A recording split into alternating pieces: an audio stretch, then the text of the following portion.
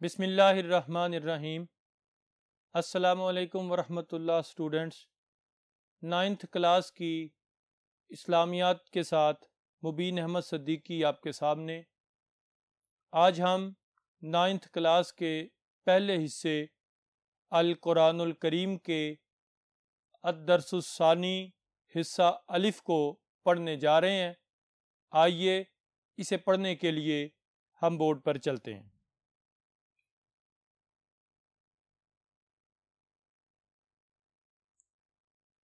Students, آج ہم الدرس الثانی حصہ اول کو پڑھنے جا رہے ہیں۔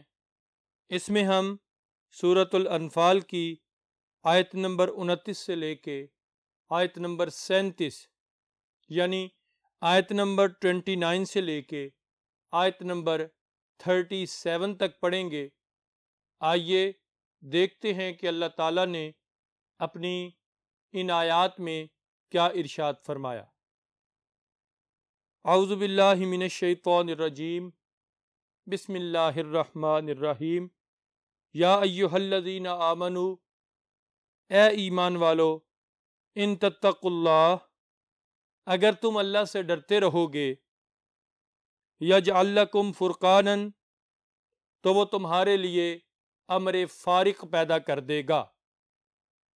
امر فارق کہتے ہیں فرق کرنے کی طاقت تمہارے اندر پیدا کر دے گا، حق اور سچ میں، اور جھوٹ، فریب اور گمراہی میں۔ کیا فرق ہے سچ اور جھوٹ میں؟ کیا فرق ہے حق و باطل میں؟ تمہارے اندر یہ صلاحیت پیدا ہو جائے گی۔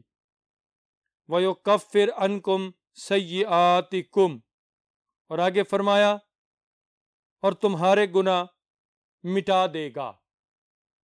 یہاں کفرہ یکفر کا معنی ہے کہ گناہوں کو مٹا دیا جائے گا، یعنی تمہارے نامہ اعمال سے گناہ ختم کر دیے جائیں گے۔ وَيَغْفِرْ لَكُمْ، اور تمہیں بخش دے گا۔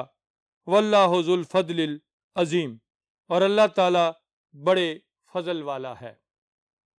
اسٹوڈنٹس، یہاں پر اللہ کریم نے اس بات کی وضاحت فرمائی ہے کہ اگر مومن تقوی کو اختیار کرے، اللہ کا خوف اختیار کرے، اللہ سے ڈرتا رہے، تو پھر اللہ تعالیٰ اس کے اندر حق و باطل کو پہچاننے کی قوت بھی پیدا فرماتا ہے، سچ اور جھوٹ کو پہچاننے کی صلاحیت بھی اس کے اندر پیدا فرما دیتا ہے، اور اس کے ساتھ ساتھ جو اس کے گناہ سرزد ہوئے، اگر دانستہ یا نادانستہ، تو اللہ تعالیٰ اس کی برکت سے اس بندے کے گناہوں کو مٹا دیتا ہے۔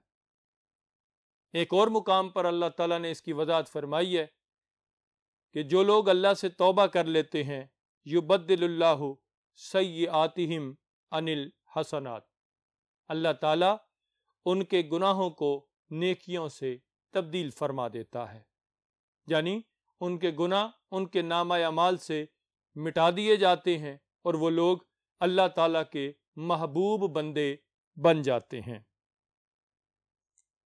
اور اگلی جو نعمت اللہ نے انہیں دی وہ یہ وَيَغْفِرْ لَكُمْ، اور وہ تمہیں بخش دے گا۔ دنیا میں بھی ان کے گناہ مٹا دیے جائیں گے، اور آخرت میں بھی ان کے گناہوں کی باز پرس نہیں ہوگی، ان سے پوچھا نہیں جائے گا، بلکہ اللہ تعالیٰ انہیں بخش دے گا۔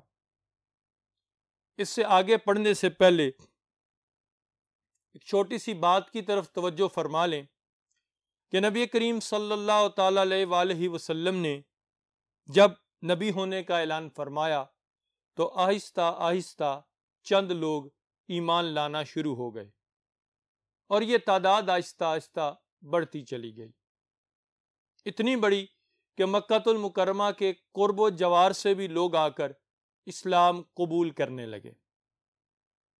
مدینہ کے لوگ حضور کی بارگاہ میں آئے۔ اس مدینہ المنورہ کو اس وقت یثرب کہا جاتا تھا۔ مدینہ المنورہ کے لوگ جب حضور کی بارگاہ میں آئے، انہوں نے نبی کریم صلی اللہ علیہ وسلم کے دست حق پرست پر ایمان قبول کیا۔ ایمان قبول کرنے کے بعد حضور کو مدینہ آنے کی دعوت دے کر یہ یہاں سے چلے گئے۔ جب مدینہ واپس چلے جاتے ہیں تو یہ بات اہل مکہ کو معلوم ہوئی کہ ان لوگوں نے حضور کو مدینے میں تشریف لانے کی دعوت دی ہے۔ اہل مکہ بڑے پریشان ہوئے، وہ اس بات پر پریشان تھے کہ کہیں ایسا نہ ہو کہ حضور صلی اللہ تعالی علیہ وسلم مکہ چھوڑ کر جب مدینے چلے جائیں گے تو وہاں جب جا کر رہیں گے لوگ ان کے غلام بنیں گے، کلمہ پڑھ کر ایمان لے آئیں گے، ایک بہت بڑا لشکر تیار ہوگا، تو اہل مکہ جو ہیں ان کے اوپر حملہ آور نہ ہو جائیں اور ان کو صفحہ ہستی سے مٹا نہ دیا جائے۔ یہ اہل مکہ کا خیال تھا، یہ ان کی سوچ تھی، ذہن میں رکھنا ہے یہ اہل مکہ کی سوچ تھی۔ اس سوچ کی وجہ سے انہوں نے مشورے شروع کیے۔ دار الندوہ وہ مقام تھا جہاں یہ میٹنگز کیا کرتے تھے، اور یہاں پر میٹنگز بلائی گئیں، مشورے کیے گئے، اور مشورہ کیا کیا جا رہا تھا کہ نبی کریم صلی اللہ تعالی علیہ وآلہ وسلم کو یا تو قید کر دیا جائے۔ اس سے آگے بات کرتے ہیں آیت کو پڑھنے کے ساتھ ساتھ، دیکھیے گا وَإِذْ يَمْكُرُ بِكَ الَّذِينَ كَفَرُوا، اس وقت کو آپ محبوب یاد کریں کہ جب کافر لوگ آپ کے بارے میں چال چل رہے تھے۔ وہ کیا چال چل رہے تھے؟ لِيُثْبِتُوكَ أَوْ يَقْتُلُوكَ، کہ آپ کو قید کر دیں یا آپ کو شہید کر دیں، یعنی جان سے مار ڈالیں، او یخرجوک، یا پھر وطن سے نکال دیں۔ اب دار الندوہ کے اندر یہ میٹنگ جاری ہے، یہ گفتگو جاری ہے۔ آگے دیکھیے گا وَيَمْكُرُونَ وَيَمْكُرُ اللَّهُ، ادھر تو وہ کفار چال چل رہے تھے، اور وَيَمْكُرُ اللَّهُ، اور ادھر اللہ تعالی خفیہ تدبیر فرما رہا تھا۔ یاد رکھنا بیٹا، اللہ تعالی خفیہ تدبیر فرما رہا تھا۔ واللہ خیر الماکرین، اور اللہ تعالی سب سے بہتر تدبیر فرمانے والا ہے۔ یہ رب کی شان ہے کہ رب تعالی تدبیر کر رہا تھا اپنے محبوب کو بچانے کی، اور وہ چالیں چل رہے تھے حضور علیہ السلام کو نقصان پہنچانے کی۔ اب دیکھیے گا ان کی چالیں کیا تھیں۔ ان کے آپس میں مشورے جاری تھے، انہوں نے مشورے کیے۔ ایک مشورہ یہ ٹھہرا، ایک رائے یہ تھی اس میں سے کہ حضور صلی اللہ علیہ وسلم کو خاموشی سے قید کر دیا جائے ایک مقام پر، اور اس مقام پر آنا جانا بند کر دیا جائے، ملاقات بند کر دی جائے، نہ کچھ کھانے کو دیا جائے نہ کچھ پینے کو دیا جائے، خود ہی وقت گزرے گا، بھوک اور پیاس سے شہید ہو جائیں گے، تو اسلام کی دعوت کا کام رک جائے گا۔ وہاں شیطان بھی انسانی روپ میں آیا ہوا تھا اور اس میٹنگ میں شامل تھا۔ اب شیطان کے الفاظ سنیے، شیطان کیا کہتا ہے۔ شیطان کہتا ہے تمہارا ایمان اور عقیدہ ہے، ارے جدھر سے یہ گزر جاتے ہیں ادھر 7 دن تک خوشبو نہیں جاتی ہے، جدھر سے یہ گزرتے ہیں 7 دن تک ادھر سے خوشبو نہیں جایا کرتی۔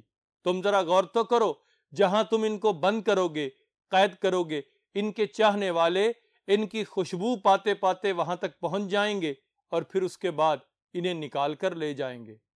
تمہارا منصوبہ خاک میں مل جائے گا، کیونکہ یہ حضور کی شان ہے کہ ان کی مہک نے دل کے غنچے کھلا دیے ہیں، اور جس سمت چل گئے ہیں ارے کوچے بسا دیے ہیں۔ حضور علیہ السلام جدھر سے گزرتے ہیں 7 دن تک حضور کے گزرنے کی وہ مہک اس راستے سے جایا نہیں کرتی۔ یہ کفار بھی بیٹھے ہیں، بیچ میں شیطان بھی بیٹھا ہے، اور مشورہ جاری ہے۔ یہ رائے ختم ہو گئی، اس پر عمل نہیں کیا گیا۔ او یقتلوکا، یا حضور صلی اللہ علیہ وسلم کو شہید کر دیا جائے۔ اب اس پر مشورہ جاری ہے کہ کس طرح شہید کیا جائے۔ رائے ٹھہرتی ہے کہ کوئی جا کر رات کے وقت ان کو شہید کرے، کوئی کہتا ہے جب گھر سے نکلے رات کے اندھیرے میں تو شہید کرے۔ ابو جہل نے کہا ایسا کیوں نہ کریں کہ عرب کے ہم جتنے قبائل ہیں قریش مکہ، وہ سارے قبیلوں کا ایک ایک فرد لے لیں یا 2 فرد لے لیں جو بہترین تلوار باز بھی ہو، جنگی ہتھیاروں کو چلانے کا ماہر بھی ہو، اور بہترین جنگجو ہو۔ اب رات کو ان کے گھر کا گھیرا ڈال لیں، جب آدھی رات کا وقت ہو تہجد کے لیے وہ بیت اللہ شریف جانے کے لیے نکلیں، تو یہ ان پر حملہ کریں اور حملہ کرنے کے بعد انہیں شہید کر دیں۔ جب وہ شہید ہو جائیں گے تو بنو ہاشم، کیونکہ سارے قبائل ملوث ہوں گے، بنو ہاشم کس سے انتقام لیں گے؟ وہ انتقام نہیں لے سکیں گے۔ چاروں ناچار انہیں پھر جرمانہ یا ہدیہ دے کر، جرمانہ دے کر ہم اپنی جان جو ہے وہ چھڑوا لیں گے، فدیہ دے کر جان چھڑا لیں گے، اس کا بدلہ دے کر، قصاص دے کر ہم جان چھڑا لیں گے۔ تیسری بات، او یخرجو کا، یا پھر انہیں وطن سے نکال دیں، ان کو وطن سے نکال دیا جائے۔ شیطان نے پھر کہا، ارے جب انہیں وطن سے نکال دو گے بات وہیں آ جائے گی، یہ مدینہ میں جا کر بس جائیں گے اور پھر بڑا لشکر تیار کریں گے، پھر تم پر حملہ کریں گے، تو پھر تم کیا کر لو گے؟ خیر، بات یہی ٹھہری کہ حضور علیہ السلام کو شہید کرنے کے لیے ہر قبیلے کا ایک ایک یا دو دو فرد جو ہے وہ شامل ہو جائے، اور اس کے بعد ان 40 لوگوں نے حضور علیہ السلام کے گھر کو گھیرے میں لے لیا۔ یہ ان کی چال تھی جو یہ چل رہے تھے۔ ادھر اللہ کریم اپنے محبوب کو بچانے کی خفیہ تدبیر فرما رہا تھا۔ رب نے جبریل کو حضور کی بارگاہ میں بھیجا ہے، اور جبریل علیہ السلام عرض کرتے ہیں، محبوب آج کی رات آپ نے قیام ضرور کرنا ہے، ٹھہرنا ضرور ہے، لیکن آدھی رات کو مکہ چھوڑ کر مدینے چلے آنا ہے۔ نبی کریم صلی اللہ علیہ وسلم آدھی رات کا وقت ہوتا ہے، کیا ہوا؟ حضور علیہ السلام نے دروازے کا حصہ تھوڑا سا کھولا، اور جب کھول کر دیکھا تو باہر وہ لوگ تلواریں لے کر موجود تھے۔ میرے آقا نے سورہ یاسین تلاوت فرمائی، فہم لا یبصرون تک آیات پڑھی، اور اس کے بعد ان سب پر پھونک مار کر دم کر دیا۔ اب اس کا کمال یہ ہوا کہ ان کو نبی کریم علیہ السلام بیچ میں سے گزر گئے، لیکن حضور جاتے ہوئے دکھائی نہیں دیے۔ یہ کمال تدبیر تھی اللہ رب العزت کی، جس تدبیر سے اپنے محبوب کو میرے رب کائنات نے بڑے احترام کے ساتھ ہجرت کرنے کا طریقہ بتایا، اور حضور اس طرح نکل گئے، کسی نے حضور کو نہیں دیکھا۔ آگے دیکھیے گا، وَإِذَا تُتْلَىٰ عَلَيْهِمْ آيَاتُنَا، اور جب ان کو ہماری آیتیں پڑھ کر سنائی جاتی ہیں، قَالُوا قَدْ سَمِعْنَا، تو وہ کہتے ہیں رہنے دو، یہ بات تو ہم نے پہلے کی سنی ہوئی ہے، یہ باتیں ہم نے سن لی ہیں۔ لَوْ نَشَاءُ لَقُلْنَا مِثْلَ هَٰذَا، اگر ہم چاہیں تو اس طرح کا کلام ہم بھی بنا کے لے آئیں۔ وہ کفار کہا کرتے تھے نا کہ بھئی یہ ہمیں کیا سناتے ہیں، یہ تو ہمیں پتا ہے۔ ان ھذا الا اساطیر الاولین، ارے یہ تو پہلے گزرے ہوئے لوگوں کی کہانیاں ہیں، اگلے لوگوں کی کہانیاں ہیں، یہ ہمیں کیا سناتے ہیں؟ اس طرح کی باتیں تو ہم بھی کر سکتے ہیں۔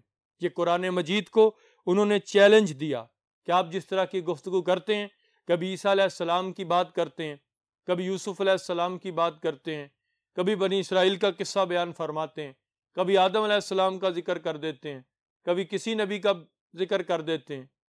تو حضور علیہ السلام سے وہ یہ کہا کرتے تھے کہ ارے اس طرح کی کہانیاں تو ہم بھی بنا لیں گے، کیونکہ یہ تو گزرے ہوئے لوگوں کی کہانیاں ہیں۔ وَإِذْ قَالُوا اللَّهُمَّ إِنْ كَانَ هَذَا هُوَ الْحَقُّ، اور جب انہوں نے یہ کہا کیا کہ إِنْ كَانَ هَذَا هُوَ الْحَقُّ، کہ یہ تیری طرف سے حق ہے۔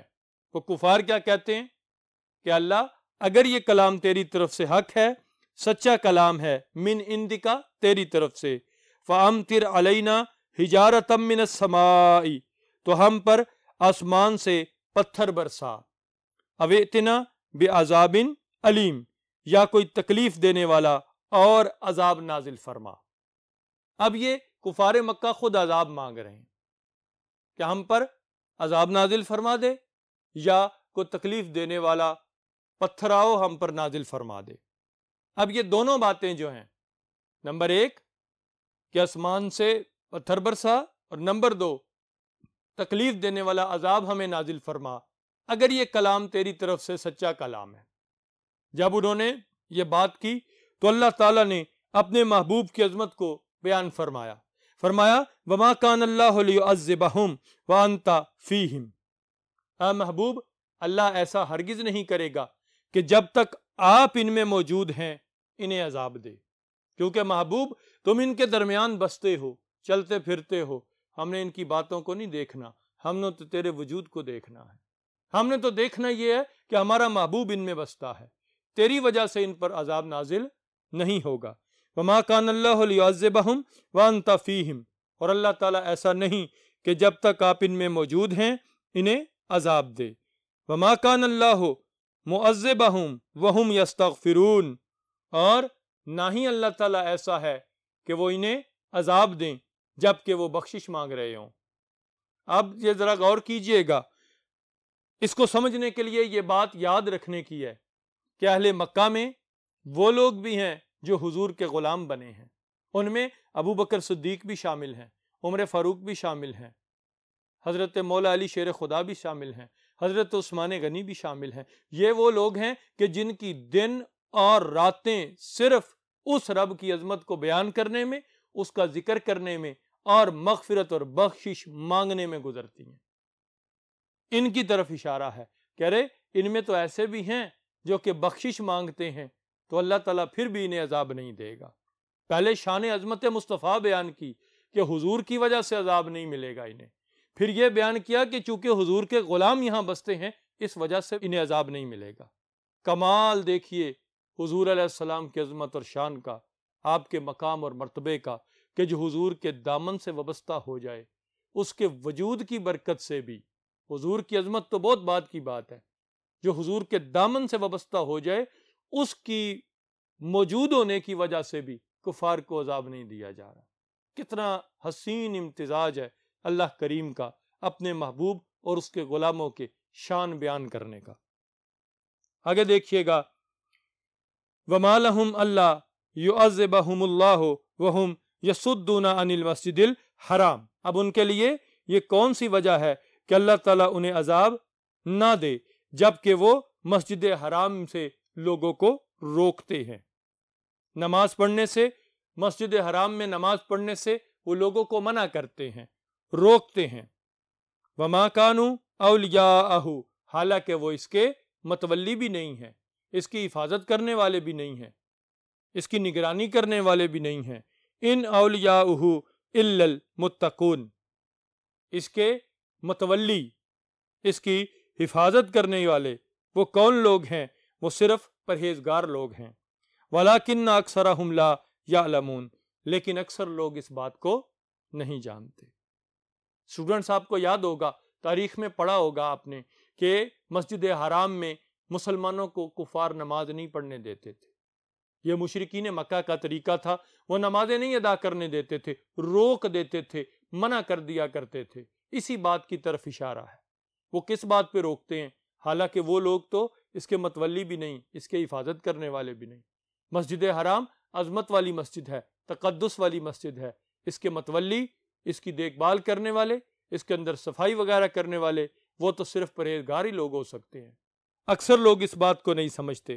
وَمَا كَانَ صَلَاتُهُمْ عِنْدَ الْبَيْتِ إِلَّا مُكَاءً وَتَصْدِيَةً، اور ان کی نماز بیت اللہ شریف کے قریب صرف سیٹیاں اور تالیاں بجانے کے علاوہ کچھ نہیں ہے۔ کہ اہل مکہ کی تصویر کھینچی، 360 بت بیت اللہ کے اندر پڑے ہیں، اہل مکہ برہنہ طواف کرتے ہیں اور تالیاں بجاتے ہیں، سیٹیاں بجاتے ہیں، چکر بیت اللہ کے گرد لگا رہے ہیں۔ تو اللہ فرماتا ہے ان کی کیا نماز ہے؟ ان کی نماز تو یہ ہے کہ یہ تالیاں بھی بجاتے ہیں اور سیٹیاں بھی بجاتے ہیں۔ فَذُوقُوا الْعَذَابَ بِمَا كُنْتُمْ تَكْفُرُونَ، اب جب وہ دنیا سے چلے جائیں گے نا، پھر انہیں کیا کہا جائے گا؟ تو تم جو کفر کیا کرتے تھے اب اس کے بدلے عذاب کا مزہ چکھو۔ دنیا میں جس طرح تم نے ہمارا مذاق اڑایا تھا نا، آج اب اس عذاب کا مزہ چکھو۔ ان الذین کفروا ينفقون اموالہم، بے شک وہ لوگ جو کافر ہوئے وہ اپنے مالوں کو خرچ کرتے ہیں، لیصدوا عن سبیل اللہ، تاکہ اللہ کے راستے سے لوگوں کو روک دیا جائے۔ وہ اپنا مال اور سارا زور اس بات پہ لگاتے ہیں، پیسہ خرچ کرنا پڑے، جتنا زور لگے لگ جائے، کیا کہ سیدھے راستے پر کوئی نہ چلے، اللہ کے راستے سے لوگوں کو روکا جائے، دین اسلام پر عمل کرنے سے لوگوں کو روکا جائے۔ فَسَيُنْفِقُونَهَا ثُمَّ تَكُونُ عَلَيْهِمْ حَسْرَةً، پھر ابھی اور خرچ کریں گے، ابھی ٹھہرے نہیں ہیں، ابھی تمہارے خلاف انہوں نے جنگیں لڑنی ہیں، غزوہ بدر، غزوہ احد، غزوہ احزاب وغیرہ، ابھی انہوں نے اور مال خرچ کرنا ہے، اس وجہ سے کہ یہ کہیں دین اسلام مزید نہ پھیلے، اس کو روکنے کے لیے۔ تو پھر ہوگا کیا؟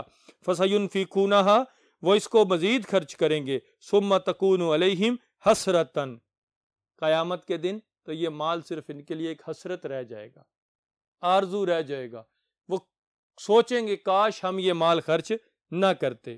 ثُمَّ يُغْلَبُونَ، پھر وہ مغلوب ہو جائیں گے، یعنی اللہ کے عذاب میں وہ گرفتار کر لیے جائیں گے، یعنی انہیں پکڑ لیا جائے گا، اور پھر کیا کیا جائے گا؟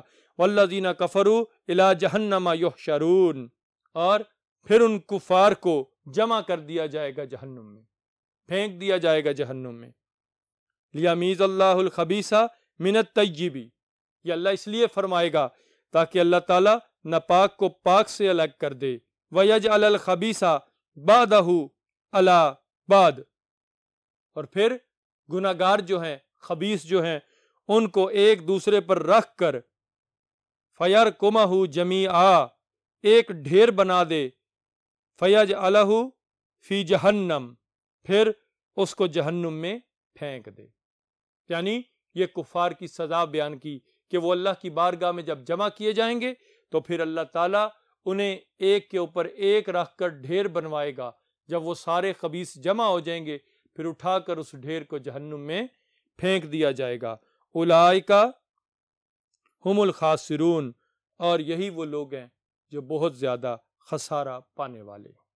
اسٹوڈنٹس، آج کے لیکچر میں آپ نے دیکھا کہ حضور صلی اللہ تعالی علیہ وسلم کی عظمت، شان، مقام اور مرتبے کو اللہ کریم نے کیسے بیان فرمایا، اور کس طرح اپنے محبوب کو کفار کی ان چالوں سے محفوظ فرمایا، اور یہ خفیہ تدبیر تھی اللہ تعالیٰ کی جو اپنے محبوب کو بچانے کی اس نے کی، اور جو کافروں کا انجام ہے وہ بھی آپ نے دیکھ لیا۔